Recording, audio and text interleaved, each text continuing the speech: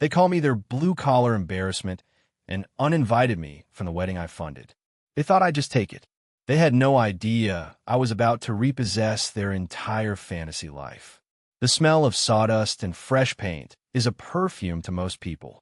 To me, it's just the smell of Tuesday. My name is Liam. I'm 34, and I own a small home renovation business. Today, it was a kitchen on the north side of town. I spent 10 hours on my feet, wrestling a new quartz countertop into place. It weighed a damn ton. My back screamed. My knuckles were raw, but when the homeowner, Mrs. Gable, saw it, she actually teared up. "It's more beautiful than I ever imagined," she said. "That's the good part. That's the part that makes the aching joints and the constant film of drywall, dust on my skin feel worth it. It's the feeling of building something real, something solid that will be a part of family's life for years." Then there's the other part of my life. I got back to my apartment, a modest one-bedroom with plumbing that groaned like a dying whale, and peeled off my work clothes.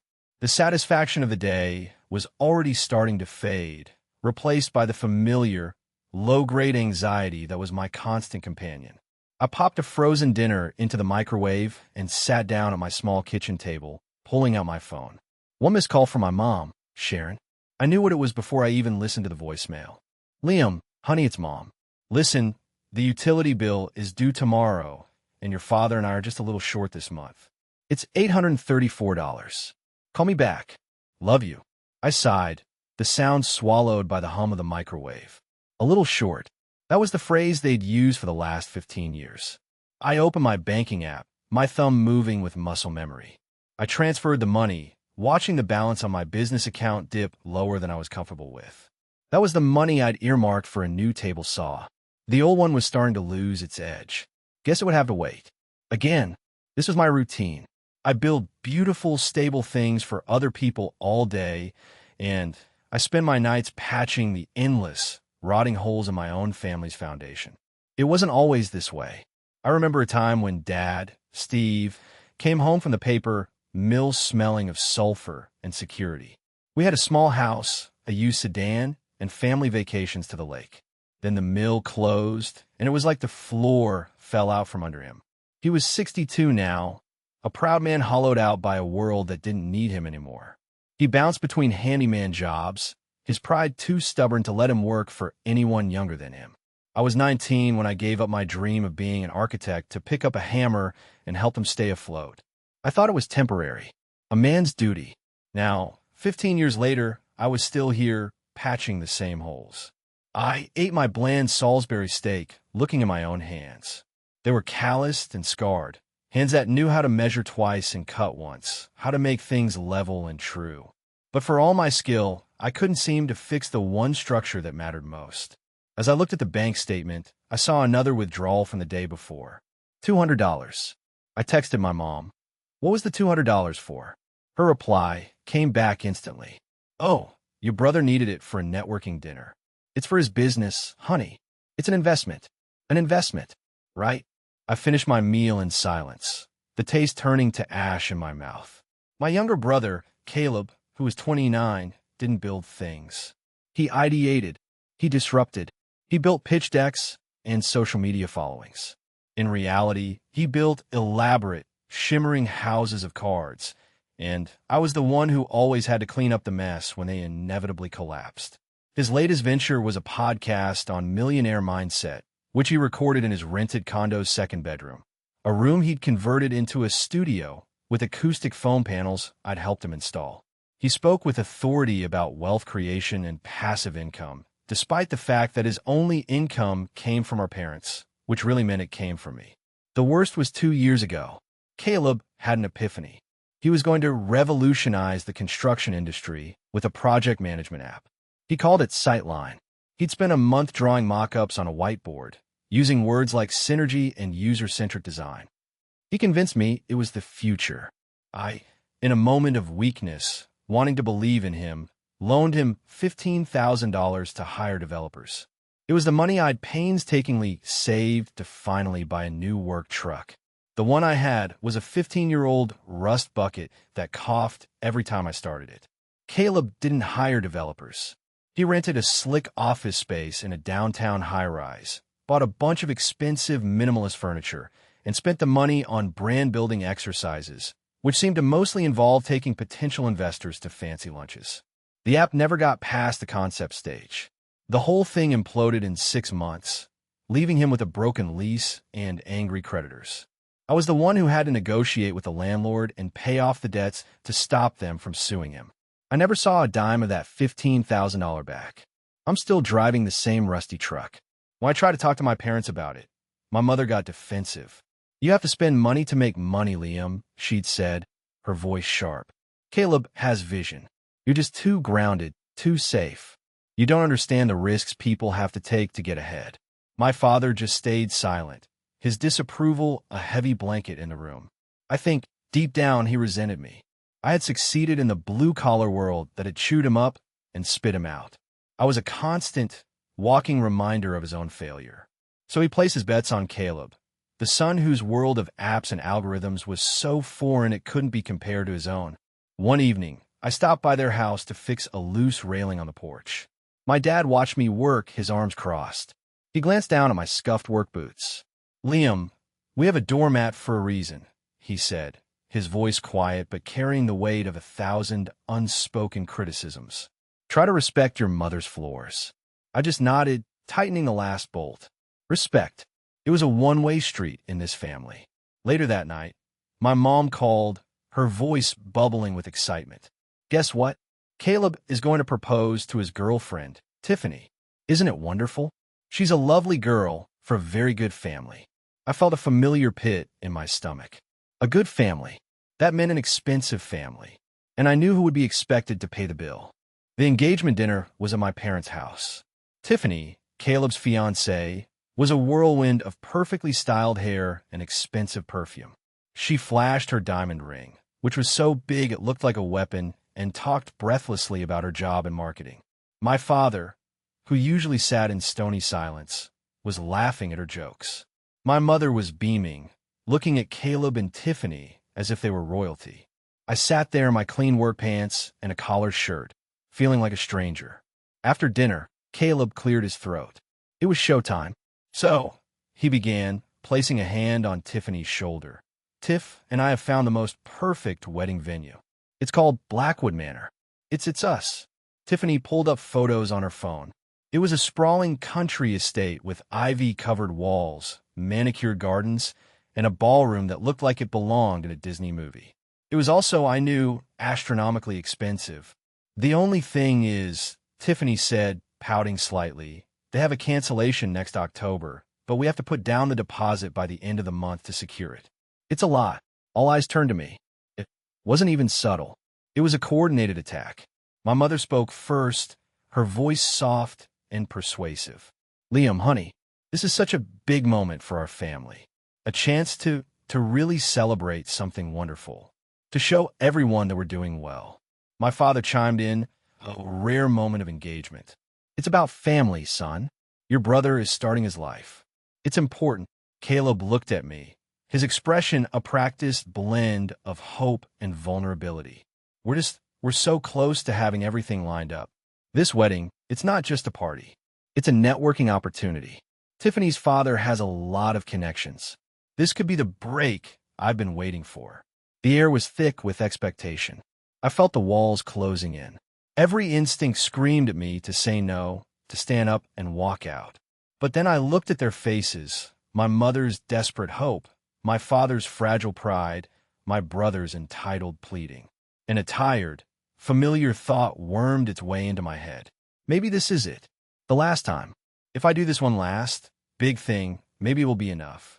After the wedding, Caleb will be settled, he'll have his connections, and I can finally be done. It was a stupid thought, a desperate bargain with a devil who had never once kept his end of the deal. But I was so tired of fighting. "How much?" I asked, my voice flat. Caleb's face lit up. 20,000. The number hung in the air, obscene. $20,000. That was the down payment for a small house. That was new equipment that could transform my business. That was security. I looked from face to face. They were waiting. They knew they had me. I pulled out my checkbook from my jacket pocket. My hand was steady as I wrote the number, but inside, Something was tearing. I slid the check across the table. "Here," I said. "A wedding gift." Caleb and Tiffany erupted in whoops of joy, hugging each other.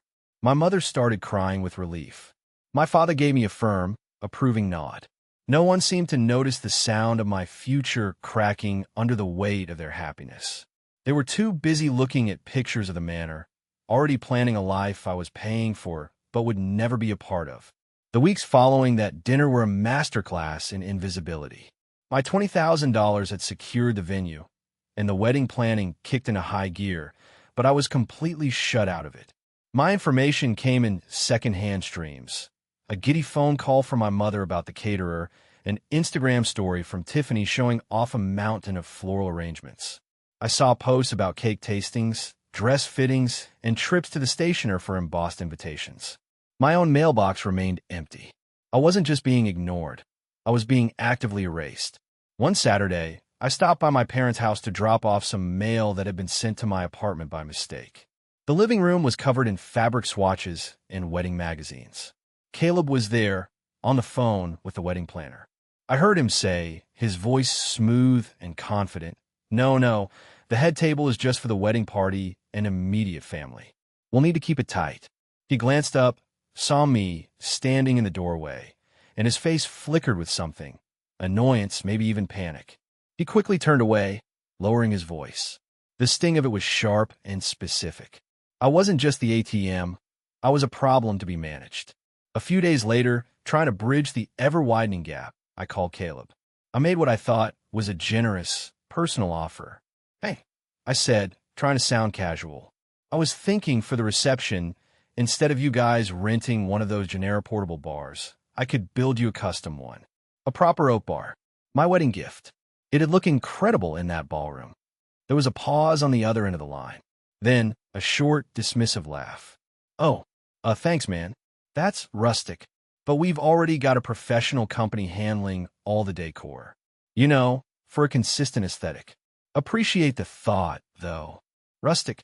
He said it like it was a dirty word. He had dismissed my craft, the very skill that was funding his entire fantasy, as if I'd offered to whittle them some toothpicks. The rejection of my money was one thing. I was used to that. But the rejection of my work, of the one thing that was truly mine, cut deeper. It confirmed what I was starting to suspect. In their carefully curated new world, there was no place for someone with sawdust on his boots. The final proof came from my Aunt Patty, my mom's sister. She called me one evening, her voice laced with concern. "Liam, I was just talking to your mother about the wedding," she said carefully. "She mentioned they were having trouble with the guest list. I just want to make sure. Your invitation didn't get lost in the mail, did it?" And there it was, the pitying inquiry. The gentle confirmation that even the extended family knew something was wrong. I was the family secret, the embarrassing blue-collar brother who paid for the party but wasn't fit to attend. "No, Aunt Patty," I said, my voice hollow. "It didn't get lost. Thanks for checking." I hung up the phone and stared at the wall of my apartment. It was a blank wall, waiting for pictures I never had the time or money to frame. And in that moment, I realized I was just like that wall. A blank, functional part of the background, holding everything up, but completely unseen. I couldn't let it go. The conversation with Aunt Patty had planted a seed of cold dread in my gut. I had to hear it from them. I couldn't live in this limbo of polite exclusion any longer. I waited a day, trying to convince myself I was overreacting, but the feeling wouldn't go away. Finally, I picked up the phone and called my mother. "Hey, Mom," I said, my voice betraying more tension than I wanted. "I just have a direct question for you. Am I invited to Caleb's wedding or not?" There was a long silence on the other end, filled with static and unspoken truths. "Oh, Liam," she finally said, her voice strained and artificially sweet. "I was going to talk to you about that. It's so complicated. It's a yes or no question, Mom." "Well, it's not that simple," she stammered. "You know, Tiffany and Caleb, they want everything to be so formal. A real black tie affair. And Tiffany's family, her father's business partners, they're all going to be there. It's a very particular crowd." I felt my blood run cold. I knew where this was going. And what does that have to do with me? It's just, she took a deep breath. "Your presence, Liam. Your line of work. It might be a little out of place. We wouldn't want you to feel uncomfortable. Caleb is worried you'll start talking about grout and support beams with his potential investors. It could damage his image. The excuse was so flimsy, so insulting, it almost took my breath away. Damage his image? My work, the very thing that built his world, was now a source of shame. The hypocrisy was staggering. Uncomfortable, I repeated, my voice dangerously quiet. You think I'd feel uncomfortable? Mom, I gave him $20,000. And then came the line that changed everything. The line that severed the last, frayed thread of family obligation. That was your contribution to the family, Liam, she said, her tone suddenly shifting, becoming defensive and sharp. Don't you dare turn it into a transaction. That's so low class. Low class. The word hit me like a physical blow. All the years of sacrifice, all the missed vacations, the rusty truck, the lonely nights eating frozen dinners, all of it was just low class. My love, my support, my very essence have been weighed, measured, and dismissed as something vulgar and transactional. In her world, my money was welcome, but the man who earned it was not. Something inside me snapped, not with a loud bang, but with a final, silent, decisive click. The dutiful son, the family savior, the reliable ATM, he died right there on that phone call. And the man who was left was someone they had never met. Someone who was done patching their foundation. Okay, I said, my voice completely devoid of emotion. I understand. I hung up the phone before she could reply. I didn't shout. I didn't break anything. I walked over to my laptop, opened it, and created a new spreadsheet. I titled it, Final Accounting. The time for emotion was over. It was time for math. The rage I felt wasn't hot and explosive. It was cold, clear, and sharp as a diamond blade. For the first time in 15 years, the fog of guilt and obligation had lifted, and I could see the landscape of my life with perfect, brutal clarity. I spent the entire night not sleeping, but working, fueled by black coffee and a righteous fury. I became an archaeologist of my own financial ruin. I logged into my online banking and went back, month by month, year by year. Every desperate phone call, every were a little short, every investment in one of Caleb's pipe dreams was there, recorded in the cold, unforgiving language of debits and transfers. I created columns in my spreadsheet: date, amount, recipient, and the most important one, purpose/my sacrifice. September 2023, $1,500. Caleb, emergency root canal, delayed buying new compressor for my own business. December 2023, $3,000. Mom and dad, property taxes, cashed out my vacation days. March 2024, $4,500. Caleb, business trip to a tech conference in Austin. His Instagram showed him at music festivals. June 2024, $1,200. Mom and dad, new transmission for their car. Ate ramen for 2 weeks straight. On and on it went, a litany of my deferred dreams and their endless demands. I scrolled through years of my life being drained away, one transfer at a time. The numbers climbed from 10,000 to 30 to 50. When I finally hit some at the bottom of the column, the final number stared back at me from the screen. $75,482.19. Over $75,000. I stared at it, the number glowing in the dark room. It wasn't just money. It was a new truck I never bought. It was a house I never put a down payment on. It was a version of my own life I had never allowed myself to live. It was the price of their comfort and my complicity. I added one last line item at the bottom. October 2024, $20,000. Caleb and Tiffany. Wedding venue. Sacrifice, my self-respect.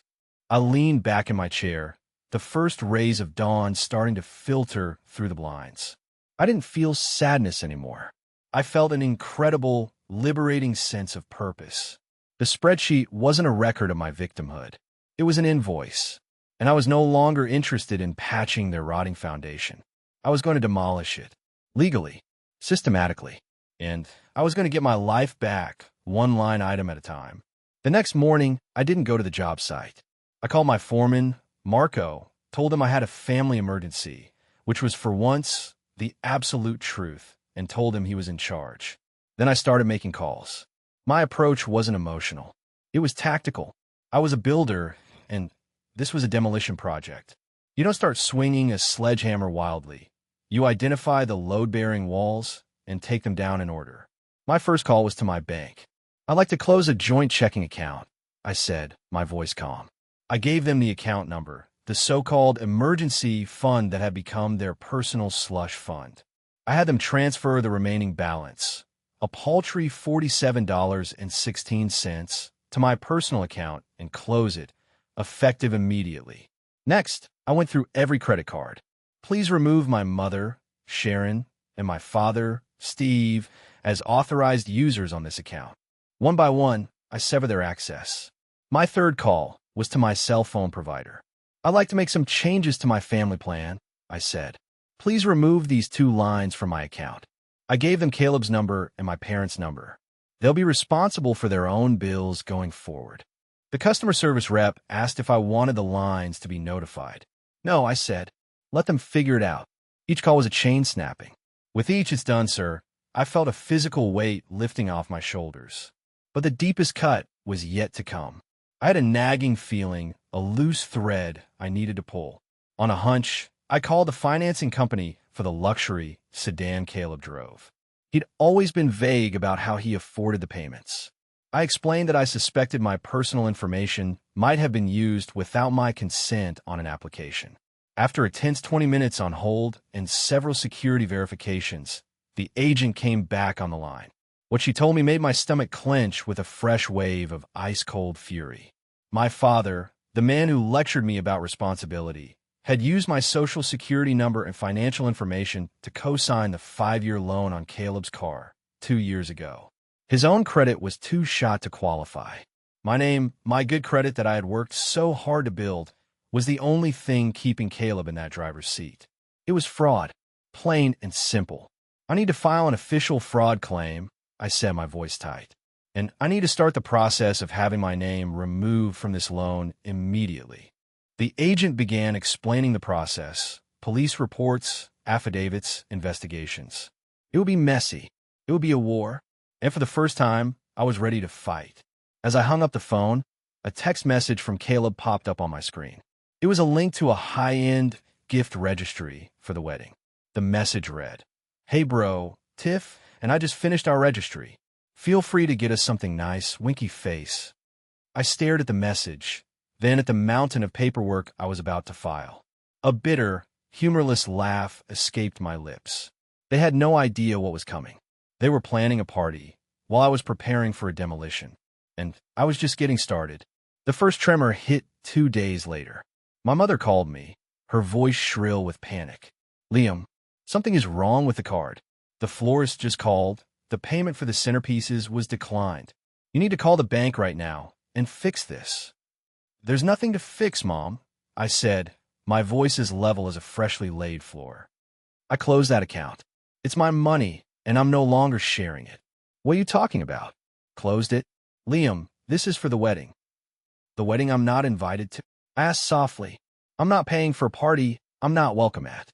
You're on your own." I hung up before she could start screaming. The aftershocks came quickly after that. Caleb called me, furious. "My data plan isn't working. I can't even access my vendor spreadsheets." "What the hell did you do?" "I took you off my phone plan, Caleb. You're a big-time entrepreneur.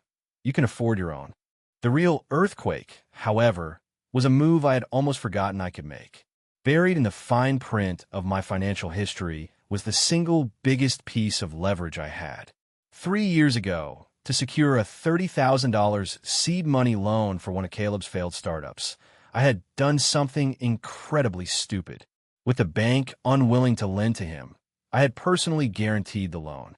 And to secure that guarantee, I had put up a significant portion of my professional equipment. My best saws, my industrial-grade sanders, my laser level, my scaffolding, as collateral. It was a fact they had all conveniently forgotten. Caleb, of course, had defaulted on that loan long ago. I had been making the minimum payments myself ever since, just to keep the bank off our backs and protect my equipment. My demolition plan had one final load-bearing wall to take down. I called the bank. I explained that as the guarantor of a loan now in severe delinquency, and given the fraudulent activity on other accounts, I was no longer willing to cover the payments. I was exercising my right to settle the debt by surrendering the collateral. The bank, happy to recoup their losses, was more than willing to oblige. 2 days before the wedding, a professional repossession team, armed with a legal court order, showed up at Caleb's condo. He wasn't there, but Tiffany was directing the setup for a pre-wedding cocktail party. They weren't there for the condo's furniture. They were there for the assets listed on the lien, which included the massive, high-end sound system, the professional DJ turntables, the theatrical lighting rig, and the high-definition projector Caleb had purchased with the loan money.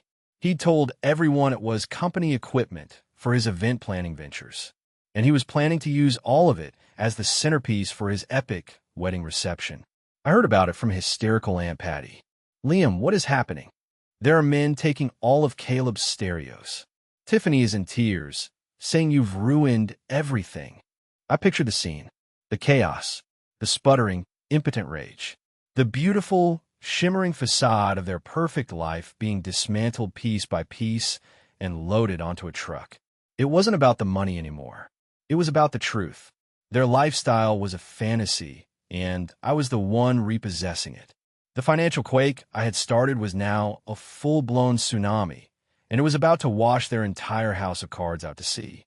It didn't take long for the storm to arrive at my door. That evening, there was a frantic, furious pounding that shook the entire frame.